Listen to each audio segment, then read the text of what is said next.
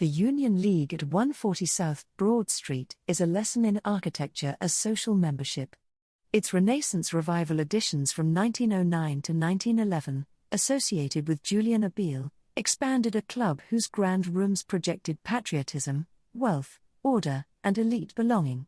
Abele was a black architect trained at the University of Pennsylvania who became a major designer in the office of Horace Trumbauer, yet racist practices often kept his authorship out of public credit for decades. That contradiction is central to this stop.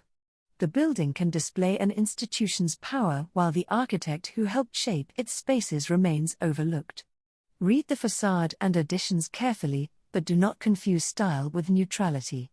A club building tells you who was expected to enter, who was kept outside, and what kind of social life deserved monumental treatment. Black architectural history includes both designing prestigious buildings and challenging the membership systems those buildings served. The Union League is therefore not simply a Julian Abele success story. It is also evidence of the professional barriers he navigated. From here, the route moves to Philadelphia, where black cultural leadership created a different kind of institution from the inside out. The Philadelphia stop shifts architecture from monumental facades to the spaces required for bodies in motion. Joan Myers Brown founded the Philadelphia School of Dance Arts in 1960 and Philadelphia in 1970 after black dancers faced exclusion from many local schools and professional opportunities. A dance company needs studios, sprung floors, changing areas, rehearsal time, administration, storage, and audiences. Those are architectural needs, but they are also political needs. A building becomes a cultural institution when it can sustain training and opportunity over decades. Brown's work created an artistic haven for black dancers and helped build national networks through the International Association of Blacks in Dance. Look at the building as infrastructure for repetition. A dancer returns to the same floor until technique becomes expressive freedom. That is different from the Union League's architecture of membership, though both depend on organizations and resources. Do not reduce Philadelphia to a story of overcoming. Its history is also innovation, authorship, professional standards, and black women shaping an international field. Ask what a city owes cultural organizations that have had to build the spaces mainstream institutions failed to provide. From here, continue to the Free Library Central, where the route returns to public architecture and Julian Abele's role in a civic institution. The Free Library's Central Library building on Vine Street was designed in the early 20th century, with Julian Abele's office contributing to its grand staircase, circulation, and public interiors. The Library of Congress survey identifies the building among Abele's important Philadelphia work. Libraries are architecture for shared knowledge. They must manage noise and quiet, arrival and orientation, individual study and public gathering. That makes the building a useful place to discuss access. A grand staircase can welcome people into a civic world, but public access is never just a matter of doors. It depends on hours, collections, staff, disability access, neighborhood trust, and whether visitors see their own histories represented. Abele's authorship also complicates the idea of a library as a neutral monument. The building's design came through an office hierarchy in which a black architect's work was often credited to the white architect who employed him. Look for the details that guide behavior, sightlines, thresholds, light, seating, and the movement from public hall to reading room. Architecture teaches before a book is opened. Compare the library's promise of universal knowledge with the exclusionary club at the Union League. From here, continue to the African American Museum, where Black history is not merely included in a general collection but given a dedicated institutional address. The African American Museum in Philadelphia opened in 1976 during the nation's bicentennial, giving Black history a permanent public address near Independence Mall. The route identifies Theodore Kamm Jr. as the designer of the building. Whether discussing the facade, galleries, auditorium, or circulation, read the museum as a claim about cultural authority. A museum is not simply a container for objects. It decides how visitors enter a story, where they pause, what is illuminated, and how personal memory becomes public history. A Black museum in the historic district challenges the idea that Philadelphia's founding story can be told without the African diaspora, slavery, freedom struggles, migration, art, and contemporary life. Architecture makes that challenge visible before a label is read. Ask what a dedicated institution can do that a single exhibit inside a general museum cannot. It can build collections, cultivate scholars, host programs, and create a community of return. It can also change its interpretation as new research and community priorities emerge. Do not treat the museum as a finished answer. Its work is ongoing, and visitors should follow current exhibition and access information.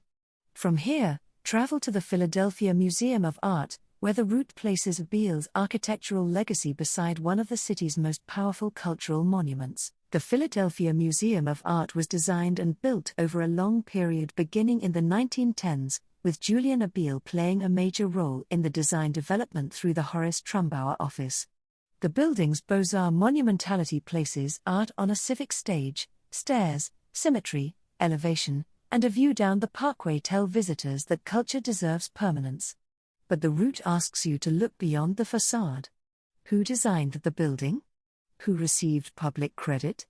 Who was represented in its collections and galleries?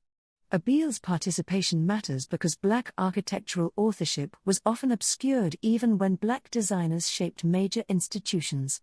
The museum also shows how a building can become part of a city's identity through films, photographs, protests, school trips, and everyday exercise on the steps. Its meaning is produced by use as well as design. Do not frame the museum as a simple symbol of exclusion or inclusion. It has been both, a prestigious institution with historical gaps, and a place where artists, scholars, and communities can test those gaps. Stand where the stairs meet the parkway and notice how the building choreographs the public body. From here, continue to Penn's Fisher Fine Arts Library, another Beale-associated site where architecture becomes part of an educational institution's self-image. The Fisher Fine Arts Library on Penn's campus is a Victorian Gothic landmark associated with architect Frank Furness and later with the university's preservation and adaptation of the building. The route identifies an Beale Gothic masterpiece, but that claim needs to be separated from the building's documented Furness design history. This is exactly why architectural research matters. Buildings accumulate names, renovations, and institutional myths, and a tour should distinguish original design, later work, and local interpretation. Read Fisher as a curriculum in itself. Its materials, towers, studios, staircases, and reading spaces teach students what knowledge is supposed to look and feel like. For Black architects and students, entering a campus built around inherited European styles could mean both learning the language and challenging who was allowed to author it. Beale's career demonstrates that Black designers could master elite architectural practice while facing exclusion from public recognition. Look for the relationship between ornament and use. A library is not only picturesque, it must support study, preservation, access, and changing technologies. From here, continue to Irvin Auditorium, where Beale's role is more directly tied to a neo-Gothic performance hall. Irvin Auditorium was built between 1925 and 1931 as a major University of Pennsylvania performance space, and the route associates its neo-Gothic design with Julian Beale. A concert hall is architecture for collective listening. Its volume, acoustics, balconies, stage, entries, and circulation all determine how an audience experiences sound and who can participate. Beale's work here is important because it places a Black designer inside the visual language of an elite university while also reminding us how long his contributions went uncredited. Look at the exterior as a composition of stone, verticality, and medieval reference, then imagine the interior as a machine for gathering people around performance. The building's history is not only about style. It includes musicians, students, ceremonies, lectures, and the labor required to keep the hall functional. Compare Irvin with Philadanco. One is a formal hall designed for large audiences, the other represents the studios and organizational spaces needed to develop Black dancers. Both show that architecture enables art through practical decisions. Ask who is visible in a building's official story and who is missing: designers, performers, technicians, custodians, students, and audiences. From here, the route moves to Progress Plaza, where architecture becomes economic development and Black ownership. Sullivan Progress Plaza opened in 1968 and is recognized by its own history and Pennsylvania markers as the first shopping center in the United States developed, owned, and managed by African Americans. Reverend Leon Sullivan organized the project through Zion Investment Associates, with financing from church members, local Black investors, and a $10 a week, 36-week savings plan. This is architecture as economic civil rights. The plaza provided stores, jobs, training, and a place where Black earned money could circulate within the community. Do not look only at the storefronts. Look at the planning decision behind them. A commercial center can be a tool for ownership, dignity, and political leverage. Sullivan understood that equal opportunity required more than integration into existing businesses. It required building businesses and institutions that Black Philadelphians could control. Progress Plaza's architecture may appear ordinary compared with a museum or Gothic auditorium, but ordinary commercial space can have extraordinary civic meaning. Compare this stop with the Union League. One monumentalizes private membership, the other uses development to widen economic participation. The project also connects to Zion Baptist Church and to the training and employment programs Sullivan supported. From here, continue to Berean Savings and Loan, where finance, architecture, and Black professional practice meet in a modernist building. Berean Savings and Loan is identified with Walter A. Livingston Jr. and a 1972 brutalist design. Livingston was a Philadelphia architect, planner, civic activist, and the first Black Philadelphian to become a Fellow of the American Institute of Architects in 1976. Brutalism's concrete, weight, repetition, and exposed structure can look severe, but a financial building also communicates security and institutional seriousness. Read the design as a response to the needs of a Black financial institution: banking, lending, savings, records, employment, and community trust. Architecture can make capital visible. A Black-owned or Black-serving bank was not merely a business, it could help families buy homes, support entrepreneurs, and fund neighborhood institutions when mainstream banks denied or limited access. Livingston's career shows how design connects to public life. His work included churches, schools, housing, civic buildings, and the Criminal Justice Center.